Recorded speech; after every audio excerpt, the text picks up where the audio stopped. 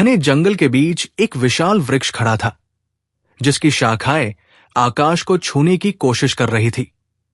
उसकी जड़ों के पास, मिट्टी के भीतर, जीवन की एक अनदेखी दुनिया थी। यहीं एक छोटी सी कोशिका ने अपनी आंखें खोली। वो बहुत उत्साहित थी। ये दुनिया नई थी और वो भी नई थी, लेकिन जल्द ही उसे एहसास हुआ कि अकेले रहना आसान नहीं। वो सोच में पड़ गई, मेरा अस्तित्व क्या है, मेरा उद्देश्य क्या है। धीरे धीरे उसने महसूस किया कि उसके भीतर कई हिस्से काम कर रहे हैं।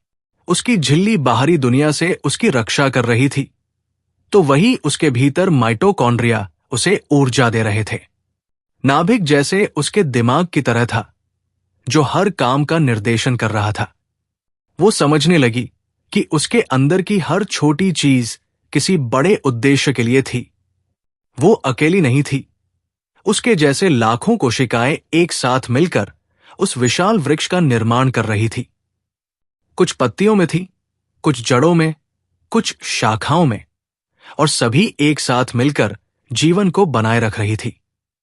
एक दिन गर्मी बहुत बढ़ गई, पानी की कमी होने लगी और कोशिकाओं को काम करना कठिन लगने लगा। वृक्ष के पत्ते मुरझाने लगे। हमारी छोटी कोशिका भी कमजोर महसूस करने लगी। लेकिन फिर जड़ों ने गहराई से मिट्टी से पानी खींचा और उसे बाकी हिस्सों तक भेजा।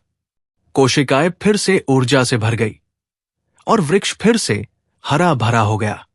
उस दिन कोशिका को समझ में आया, हम सब एक दूसरे पर निर्भर हैं। अकेले हम कुछ नहीं, लेकिन साथ मिलकर हम जीवन को बनाए रख सकते हैं।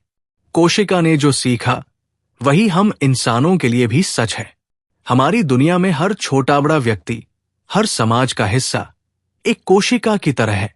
अगर हम मिलकर काम करें, तो हम भी इस जीवन रूपी वृक्ष को हरा भरा बनाए रख सकते हैं।